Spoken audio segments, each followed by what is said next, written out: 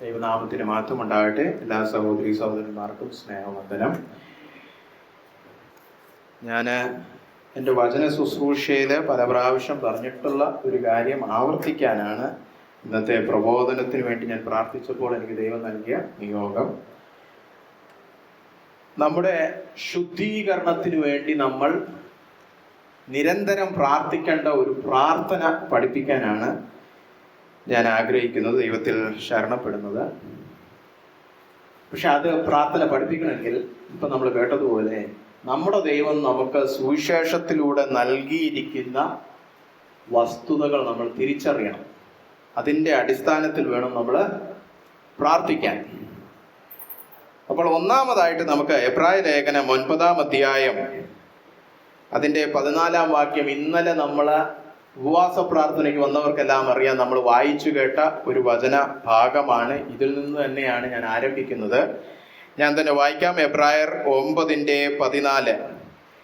നിത്യാത്മാവിനാൽ ദൈവത്തിനു തന്നെത്താൻ നിഷ്കളങ്കനായി അർപ്പിച്ച ക്രിസ്തുവിന്റെ രക്തം ജീവനുള്ള ദൈവത്തെ ആരാധിപ്പാൻ നിങ്ങളുടെ മനസാക്ഷിയെ നിർജീവ പ്രവൃത്തികളെ പോക്കി എത്ര അധികം ശുദ്ധീകരിക്കും.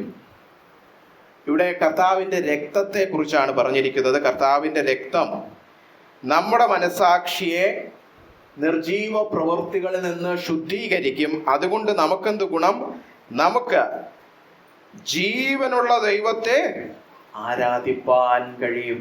പലപ്പോഴും ഞായറാഴ്ച രാവിലെ പലർക്കും ആരാധന വരാത്തതിൻ്റെ കാരണം, പാട്ടൊക്കെ വരുമായിരിക്കും, പക്ഷെ ഉള്ളിൽ നിന്ന് ഹൃദയംഗമായുള്ള ആരാധന വരാത്തതിൻ്റെ കാരണം മനസാക്ഷി കുറ്റബോധത്തിലിരിക്കുന്നു.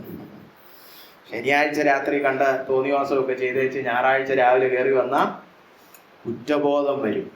കുറ്റബോധം ഉണ്ടെ ആരാധിക്കാൻ പറ്റത്തില്ലെന്ന് ഈ വചനത്തിന്റെ അടിസ്ഥാനപരമായ ഒരു തത്വമാണ്. അപ്പോൾ ജീവനുള്ള ദൈവത്തെ ആരാധിക്കണമെങ്കിൽ മനസാക്ഷിയിൽ ശുദ്ധീകരണം പ്രാപിക്കണം. നമ്മൾ ഇന്നലെ മനസാക്ഷിയെ കുറിച്ച് നല്ലൊരു പ്രസംഗം കേട്ടു. പക്ഷെ എൻ്റെ വിഷയം ശുദ്ധീകരണമാണ്. മനസാക്ഷി എങ്ങനെ ശുദ്ധീകരിക്കപ്പെടും? യേശുക്രിസ്തുവിന്റെ രക്തത്താൽ മാത്രം, അല്ലേ? അത് കഴിഞ്ഞ് 10-ാം അധ്യായത്തിലും നമ്മൾ ഇന്നലെ വായിച്ച ആ വാക്യത്തിൽ, ദുർമനസാക്ഷി നീങ്ങുമാർ നിങ്ങൾ രക്തത്താൽ തളിക്കപ്പെട്ട് എന്ത് ചെയ്യണം? ദൈവത്തോട് അടുത്തു വരണം. അപ്പൊ ദൈവത്തോട് അടുത്തു വരണേലും ദൈവത്തെ ആരാധിക്കണേലും അത്യാവശ്യമായ ഒരു വിഷയമാണ് മനസാക്ഷി ശുദ്ധീകരണം പ്രാപിച്ചതായിരിക്കണം.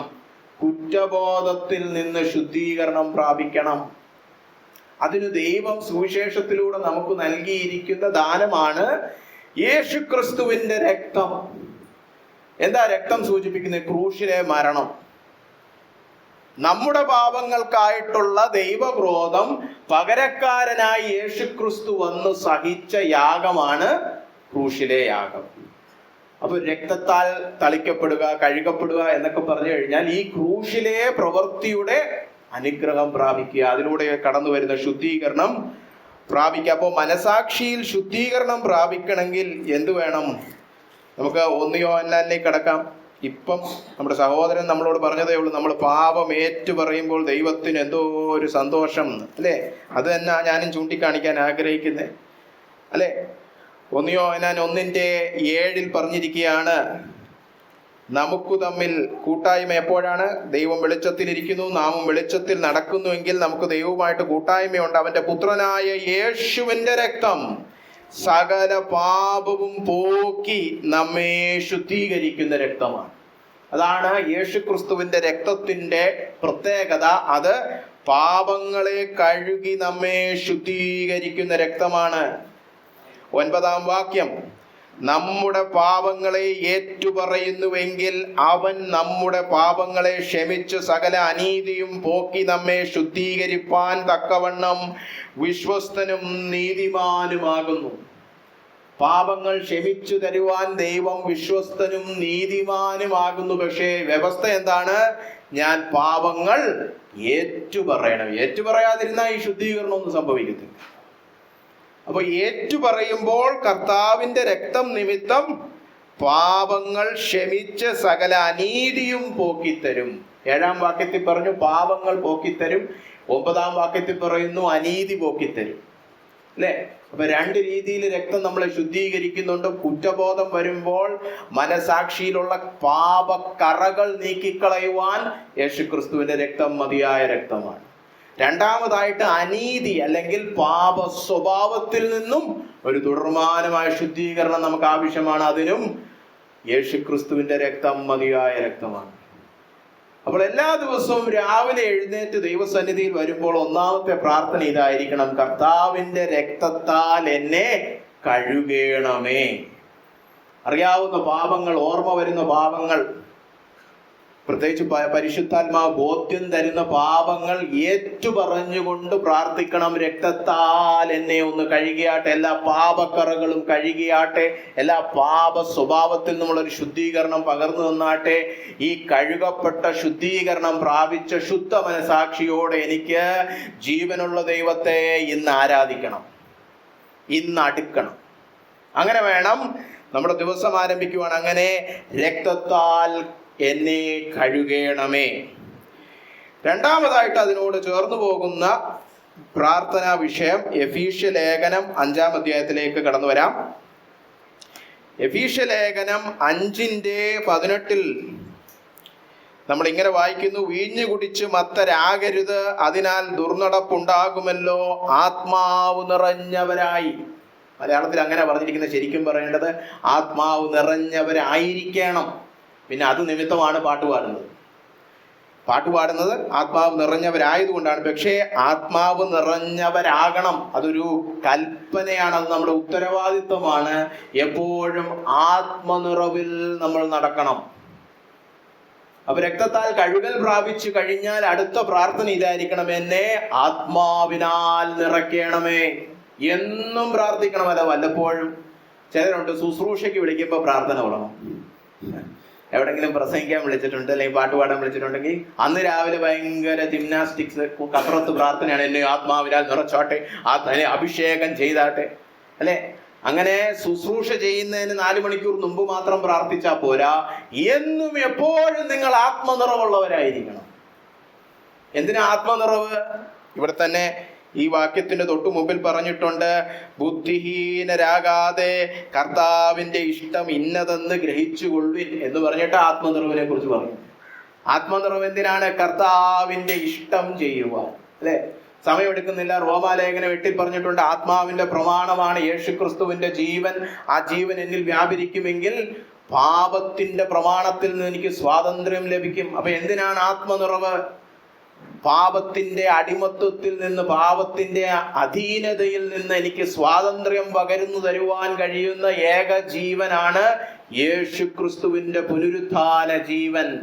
ആ ജീവൻ എന്നിൽ വ്യാപരിക്കണമെങ്കിൽ ഞാൻ ആത്മാവിനാൽ നിറയണം, വിശുദ്ധ ജീവിതം നയിക്കുവാൻ.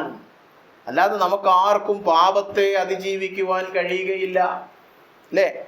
ഗലാത്യ ലേഖനം, തൊട്ടിപ്പുറത്തോട് മരിച്ചാൽ മതി, ഗലാത്യ ലേഖനം 5-ാം അധ്യായം 16-ാം വാക്യം: ആത്മാവിനെ അനുസരിച്ചു നടപ്പിൻ, എന്നാൽ നിങ്ങൾ ജഡത്തിന്റെ മോഹം നിവർത്തിക്കുകയില്ല എന്ന് ഞാൻ പറയുന്നു. അതിന്റെ അർത്ഥം ആത്മാവിനോട് ചേർന്ന് നടന്നില്ലെങ്കിൽ ജഡത്തിന്റെ മോഹമേ നമ്മൾ നിവർത്തിക്കത്തുള്ളൂ. അപ്പൊ ജഡമോഹം, ജഡാഭിലാഷം, പാപമോഹങ്ങൾ അനുസരിക്കാതെ വിശുദ്ധിയോടെ നടക്കണമെങ്കിൽ ഒരു പോംവഴിയേ ഉള്ളൂ: ആത്മാവിനെ അനുസരിച്ചു നടപ്പിൻ. അപ്പൊ ആത്മാവിന്റെ നിറവ് പ്രാപിച്ച് ആത്മാവിനോട് ചേർന്ന് നടന്നെങ്കിൽ മാത്രമേ പാപത്തെ അതിജീവിക്കുവാൻ പ്രാപ്തരായിട്ട് നമ്മൾ മാറത്തുള്ളൂ.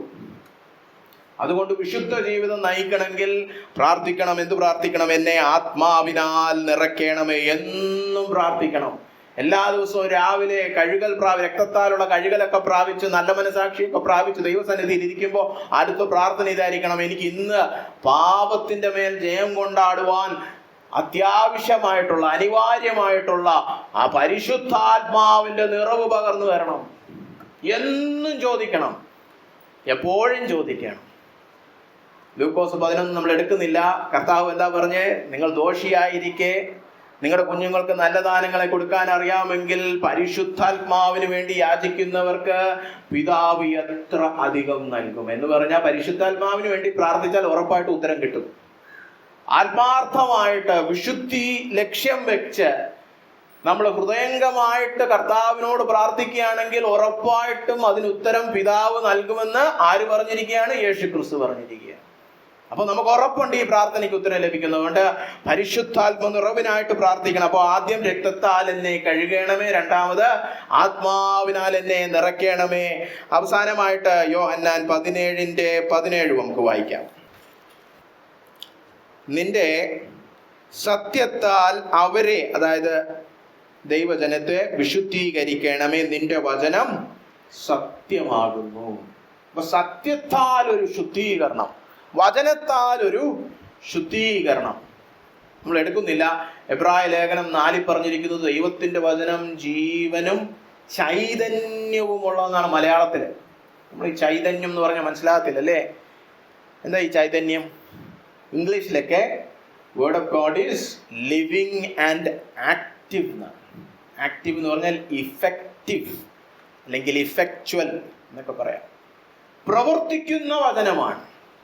അതാണ് ചൈതന്യം എന്ന് മലയാളത്തിൽ. ചൈതന്യം എന്ന് പറയുന്നത് നമ്മൾ സാധാരണ വല്ലവരുടെയും മുഖകാന്തിയെ കുറിച്ചൊക്കെ പറയുന്ന പോലെ നല്ല ചൈതന്യമുണ്ട് എന്നൊക്കെ പറയുന്ന പോലെ അല്ല, ഐശ്വര്യമുള്ള ഒരു വചനം. അതല്ല ഇവിടെ പറഞ്ഞിരിക്കുന്നതിൻ്റെ അർത്ഥം. എബ്രായ ലേഖന കർത്താവ് ഉദ്ദേശിച്ചിരിക്കുന്നത് ഇത് പ്രവർത്തിക്കുന്ന ജീവനുള്ള വചനമാണ് അല്ലേ? 1 തെസ്സലോനിയർ 2-ാം അധ്യായം അതിന്റെ 16 ആരെങ്കിലും ഒരാൾ വായിക്കാമോ? 1 തെസ്സലോനിയർ 2:13. ഞങ്ങൾ പ്രസംഗിച്ച ദൈവവചനം നിങ്ങൾ കേട്ടു, മനുഷ്യന്റെ വചനമായിട്ടല്ല, സാക്ഷാലാകുന്നത് പോലെ ദൈവവചനമായിട്ടു തന്നെ കൈക്കൊണ്ടതിനാൽ ഞങ്ങൾ ദൈവത്തെ ഇടപെടാതെ സ്തുതിക്കുന്നു. ഇനി പറയുന്നത് ശ്രദ്ധിച്ചു കേൾക്കുക. 13-ന്റെ അവസാനം, വിശ്വസിക്കുന്ന നിങ്ങളിൽ അത് വ്യാപരിച്ചു കൊണ്ടിരിക്കുന്നു. വ്യാപരിക്കുക എന്ന് പറഞ്ഞാൽ പ്രവർത്തിച്ചു കൊണ്ടിരിക്കുന്നു. അപ്പൊ ദൈവവചനം തെസ്സലോനിയർ കൈക്കൊണ്ടപ്പോൾ വിശ്വാസത്താൽ കൈക്കൊണ്ടത് കൊണ്ട് ഈ വചനം എന്ത് ചെയ്യുന്നു? അവരിൽ ക്രിയ ചെയ്തുകൊണ്ടിരിക്കുന്നു. അല്ലാതെ ദൈവവചനം മറ്റ് പ്രസംഗങ്ങൾ പോലല്ല. ഒരു മനുഷ്യൻ എഴുന്നേറ്റ് കുറെ അഭിപ്രായങ്ങളും കുറെ വിവരങ്ങളും നമ്മളോട് കൈമാറുന്ന സാധാരണ മാനുഷിക പ്രസംഗം പോലൊരു പ്രസംഗമല്ല ദൈവവചനം പ്രസംഗിക്കുമ്പോൾ. കാരണം ദൈവവചനം പ്രവർത്തിക്കുന്ന വചനമാണ്. നമ്മളിപ്പോ ലോകത്തിലെ ഒരു ആശയം കേട്ടാൽ നമുക്ക് കുറച്ച് വിവരം കിട്ടുമെന്നേ ഉള്ള ആശയം നമ്മളെ രൂപാന്തരപ്പെടുത്തത്തില്ല. ഇത് നമ്മുടെ ഉള്ളിൽ കയറി പ്രവർത്തിച്ച് നമുക്ക് രൂപാന്തരം പകർന്നു വരും. അതാണ് ഇവിടെ പറഞ്ഞത്, അത് നിങ്ങളിൽ വ്യാപരിച്ചു കൊണ്ടിരിക്കുന്നു. പണ്ട് വ്യാപരിച്ചു എന്നല്ല, ഇപ്പോഴും വ്യാപരിച്ചു കൊണ്ടിരിക്കുന്നു. പക്ഷെ വിശ്വാസം ഉണ്ടേലേ ഉള്ളത് അല്ലെ? അപ്പൊ ഇത് പ്രവർത്തിക്കുന്ന വചനമാണ്, ജീവനുള്ള വചനമാണ്, വ്യാപരിക്കുന്ന വചനമാണ്. പ്രാർത്ഥന എന്തായിരിക്കണം? അങ്ങനെ പ്രവർത്തിച്ച് എന്നിൽ ശുദ്ധീകരണം വരുത്തണമേ. യോഹന്നാൻ 17:17 കണ്ടു. അപ്പൊ കണ്ടോ, ദൈവം നമ്മുടെ ശുദ്ധീകരണത്തിനായിട്ട് എന്തൊക്കെ നൽകിയിട്ടുണ്ട്? യേശുക്രിസ്തുവിന്റെ പുണ്യാഹ രക്തം, പരിശുദ്ധാത്മാവ്, മൂന്നാമതായിട്ട് അവന്റെ വിശുദ്ധ വചനം. ഈ മൂന്നിനോടും ചൊല്ലി നമുക്ക് എന്നും രാവിലെ പ്രാർത്ഥിക്കാം, കർത്താവേ രക്തത്താൽ എന്നെ കഴുകിയാലും, പരിശുദ്ധാത്മാവിനാൽ എന്നെ നിറച്ചാലും, വചനസത്യങ്ങളാൽ എന്നെ ശുദ്ധീകരിച്ചാലും. അവിടെ ഒരു മുന്നേറ്റം നമുക്ക് കാണാം അല്ലേ? ബോധത്തിലിരിക്കുന്ന ഞാൻ, എൻ്റെ മനസാക്ഷിയിൽ നിന്ന് പാപക്കറകളും കുറ്റബോധവും എല്ലാം നീങ്ങി. രണ്ടാമത് ആത്മനിറവിൽ ഞാൻ പാപപ്രലോഭനങ്ങളെ ജയിക്കുവാൻ തുടങ്ങി. മൂന്നാമത് വചനത്താൽ എൻ്റെ സ്വഭാവ രൂപീകരണം സംഭവിക്കാൻ, രൂപാന്തരം പ്രാപിക്കുക. ശുദ്ധീകരണത്തിൻ്റെ എല്ലാ വശങ്ങളും നമ്മൾ അതിലൂടെ കാണുകയാണ് അല്ലേ? പാപം വിട്ടു യേശുക്രിസ്തുവിൻ്റെ സ്വഭാവ രൂപീകരണത്തിലേക്ക് നമ്മൾ വചനത്താലായിത്തീരുകയാണ്. അപ്പോൾ എൻ്റെ ഒരു വ്യക്തിപരമായ ഒരു ശീലമാണിത്. ഇത് നിങ്ങളെ ഓർമ്മിപ്പിക്കാനാണ് ഞാൻ ഈ സമയം പ്രബോധനത്തിന് വേണ്ടി തിരിച്ചത്. എല്ലാവരും ദൈവം, ഞാൻ എന്നും രാവിലെ പ്രാർത്ഥിക്കുന്ന പ്രാർത്ഥന, ഇത് ചുമ്മാ പ്രസംഗമല്ല, എൻ്റെ ജീവിതമായി പ്രസംഗിക്കുന്നത്. എന്നും രാവിലെ ദൈവസന്നിധിയിൽ ഇരിക്കാൻ 5 മിനിറ്റേ ഉള്ളെങ്കിൽ ഈ 3 പ്രാർത്ഥന അങ്ങ് പ്രാർത്ഥിച്ചു അല്ലേ? പ്രത്യേകിച്ച് വചനം വായിക്കാൻ സമയം എടുത്തിരിക്കുമ്പോൾ ഇത് പ്രത്യേകിച്ച് പ്രാർത്ഥന. കാരണം അത് കഴിഞ്ഞിട്ട് വചനം വായിക്കുമ്പോൾ കർത്താവ് ഇത് ശുദ്ധീകരിക്കണം. അല്ല ചുമ്മാ കുറെ അറിവും കുറെ പ്രസംഗം കുറിപ്പും കിട്ടിയാൽ പോലെ, എനിക്കിത് ശുദ്ധീകരണമായി മാറണം അല്ലേ? അപ്പോൾ ഞാനെപ്പോഴും എൻ്റെ വചനം വായിക്കുന്നതിന് തൊട്ടു മുമ്പുള്ള എൻ്റെ രാവിലത്തെ പ്രാർത്ഥനയിൽ ഈ 3 പ്രാർത്ഥന പ്രാർത്ഥിച്ചിരിക്കും. രക്തത്താൽ എന്നെ കഴുകിയാട്ടെ. ഒന്നും എനിക്ക് ദൈവവുമായിട്ടുള്ള അടുപ്പത്തിനും സംസർഗത്തിനും ആരാധനയ്ക്കും തടസ്സമായി നിൽക്കരുത്. ഒരു പാപബോധവും നിൽക്കരുത്, ഒരു കുറ്റബോധവും നിൽക്കരുത്. ഏത് പാപം ദൈവം കാണിച്ചാലും ഏറ്റുപറഞ്ഞ് അത് തള്ളിക്കളയണം. അങ്ങനെ ഒരു ശുദ്ധീകരണം പ്രാപിച്ചു കഴിയുമ്പോൾ മനസാക്ഷി ക്ലിയറായി. പിന്നെ ദൈവത്തെ നമ്മൾ നേരത്തെ പാടിയ പോലെ ആശ്ലേഷിക്കാനൊക്കെ പറ്റും, കെട്ടിപ്പിടിക്കാനൊക്കെ പറ്റും. മറ്റത് പേടിയാണ്, പാടി കിട്ടും അല്ലേ. ആ ഭയമെല്ലാം നീങ്ങി സന്തോഷത്തോടെ ഒരു ദൈവ പൈതൽ എന്ന രീതിയിൽ അപ്പന്റെ മടി കയറി ഇരുന്ന് വചനം വായിക്കാനുള്ള ധൈര്യം കിട്ടും. അങ്ങനെ രക്തത്താൽ കഴുകൽ പ്രാപിക്കണം. പിന്നെ എപ്പോഴും പ്രാർത്ഥിക്കണം, ആത്മാവിനാൽ എനിക്ക് നിറവ് പകർന്നു തരണം. ആത്മനിറവില്ലാതെ ഒരു വിശുദ്ധ ജീവിതം നയിക്കാൻ കഴിയില്ല. ആത്മാവിനോട് ചേർന്ന് നടക്കണം, സംസർഗം പാലിക്കണം. മൂന്നാമത്, ഈ വചനമെല്ലാം പഠിച്ച് കുറെ പണ്ഡിതനായ പോരാ, ഇതെന്റെ അകത്ത് ക്രിയ ചെയ്ത് ശുദ്ധീകരണം വരുത്തണം. അല്ലാതെ എനിക്ക് ആ വാക്യം അറിയാം, ഇവിടുത്തെ 3 പോയിന്റ് അറിയാം, അതുകൊണ്ടൊന്നും കാര്യമില്ല. ഇത് ഉള്ളിൽ ക്രിയ ചെയ്യുന്നുണ്ടോ? അതിനെന്ത് ചെയ്യണം? പ്രാർത്ഥിക്കണം, ശുദ്ധീകരിച്ചാട്ടെ. വിശ്വസിക്കണം. വിശ്വസിക്കുന്നവരിൽ അവന്റെ വചനം വ്യാപരിച്ച് രൂപാന്തരം ഉളവാക്കും. അപ്പോൾ ഇത് ഞാൻ പല പ്രാവശ്യം പ്രസംഗിച്ചിട്ടുള്ളതാണ്, നിങ്ങൾ പലപ്പോഴും അറിയാവുന്നതാണ്. ഇന്ന് രാവിലെ പ്രാർത്ഥിച്ചുള്ളത് ദൈവം വീണ്ടും, പ്രത്യേകിച്ച് ഇന്നലെ നമ്മൾ മനസാക്ഷിയെക്കുറിച്ച് ഒരു പ്രസംഗം കേൾക്കണം. അപ്പോൾ എനിക്ക് തോന്നി ഇത് ഇന്നിവിടെ പറയണമെന്ന്. അപ്പോൾ നമുക്ക് കണ്ണുകൾ അടച്ച ഒരു നിമിഷം ഈ വചനത്തോട് പ്രതികരിക്കാം. ഇതൊരു ശീലമാക്കാനുള്ള തീരുമാനമെടുക്കാം. ഞങ്ങളെ സ്നേഹിക്കുന്ന വലിയവനായ കർത്താവേ, അങ്ങയുടെ സുവിശേഷത്തിലൂടെ ഞങ്ങൾക്ക് പകർന്നു തന്നിരിക്കുന്ന സൗജന്യ രക്ഷയ്ക്കായിട്ട് സ്തോത്രം. ഞങ്ങളാരും അങ്ങയുടെ പുറകെ വന്നില്ല, ഞങ്ങളാരും അങ്ങേക്കൊരു നിവേദനം നൽകിയില്ല, ഞങ്ങളാരും ഒരു പ്രാർത്ഥന പ്രാർത്ഥിച്ചില്ല. കർത്താവേ, രക്ഷയ്ക്കായിട്ട് ഒരു പദ്ധതി മെനയണമേ, ഞങ്ങളെ കൈവിടരുതെന്നൊന്നും ഞങ്ങളാരും പ്രാർത്ഥിച്ചില്ല. നീ അറിഞ്ഞ് കർത്താവേ, നിത്യതയിൽ നിന്ന് തന്നെ പദ്ധതിയിട്ട് അങ്ങയുടെ മകനെ കുരുതി കൊടുക്കുവാൻ തന്നെ പദ്ധതിയിട്ട് ഞങ്ങളെ രക്ഷിക്കുവാൻ മനസ്സ് കാണിച്ചതിനായിട്ട് സ്തോത്രം കർത്താവേ. ഞങ്ങൾക്ക് ഈ രക്ഷയിലൂടെ ലഭിച്ചിരിക്കുന്ന അനവധി ദാനങ്ങളുണ്ട് കർത്താവേ. അവയെല്ലാം മുതലെടുത്ത് അങ്ങ് ഉദ്ദേശിക്കുന്ന രീതിയിൽ വിശുദ്ധന്മാരാകുവാൻ, കുറ്റമറ്റ മക്കളായി മാറുവാൻ ദൈവമേ ഞങ്ങളെ സഹായിക്കണമേ എന്ന് പ്രാർത്ഥിക്കുന്നു. ഇത് കേട്ടതുപോലെ രക്തത്താലുള്ള ഒരു കഴുകൽ ഞങ്ങൾ എല്ലാവരും പ്രാപിക്കുവാൻ ഇടയാകണമേ കർത്താവേ. സകല വ്യക്തികളും ജീവനുള്ള ദൈവത്തെ ആരാധിക്കുവാൻ പ്രാഗൽഭ്യമുള്ളവരായി മാറണമേ എന്ന് പ്രാർത്ഥിക്കുന്നു. അതുപോലെ കർത്താവ്, ഞങ്ങൾ എപ്പോഴും ആത്മനിറവുള്ളവരായിരിക്കണമേ എന്ന് പ്രാർത്ഥിക്കുന്നു. എപ്പോഴും ആത്മാവിന്റെ ഏറ്റവും അടുത്ത സംസർഗമുള്ളവരായിരിക്കണമേ എന്ന് പ്രാർത്ഥിക്കുന്നു. ആത്മാവിന്റെ പ്രമാണമായ യേശുക്രിസ്തുവിന്റെ ജീവൻ, ഉയർപ്പിന്റെ ജീവൻ, പുനരുത്ഥാന ശക്തി ഞങ്ങളിൽ വ്യാപരിക്കണമേ കർത്താവേ. മനുഷ്യന് അസാധ്യമായ പാപപ്രലോഭനങ്ങളുടെ മേലുള്ള ജയം കൊണ്ടാടുവാൻ ഞങ്ങളുടെ മേൽ ആത്മാവിന്റെ നിറവ് പകർന്നു തരണമേ എന്ന് പ്രാർത്ഥിക്കുന്നു. അതുപോലെ കർത്താവേ, ഞങ്ങളെപ്പോഴെല്ലാം ദൈവവചനത്തോട് കണ്ടുമുട്ടുമ്പോൾ അത് ഞങ്ങളുടെ ശുദ്ധീകരണത്തിനായി വ്യാപരിക്കണമേ എന്ന് ഞങ്ങൾ പ്രാർത്ഥിക്കുന്നു കർത്താവേ. ഈ ശീലം, ഈ പ്രാർത്ഥനാശീലം ഞങ്ങളെല്ലാവരും കർത്താവെ കൈക്കൊള്ളുവാനിടയാകണമേ എന്ന് പ്രാർത്ഥിക്കുന്നു. ഈ പ്രബോധനത്തെ അങ്ങ് അനുഗ്രഹിച്ചിരിക്കാൻ സ്തോത്രം. സകല മാനവും മഹത്വം അങ്ങേക്ക് തന്നെ കരയേറ്റുന്നു. യേശുക്രിസ്തുവിന്റെ നാമത്തിൽ തന്നെ പ്രാർത്ഥന കേട്ടിരിക്കാൻ. ആമേൻ.